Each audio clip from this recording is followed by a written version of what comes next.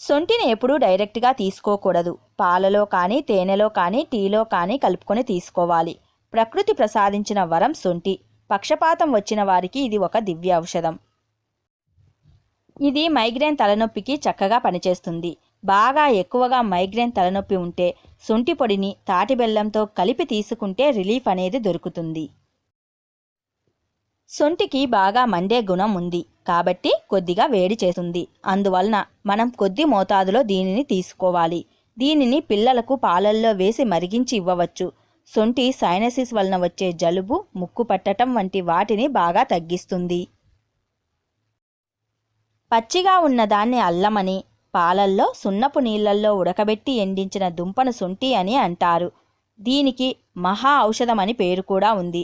ఆ పేరుకు తగినట్టుగానే జగమొండి వ్యాధులను కూడా ఇది దూరం చేస్తుంది.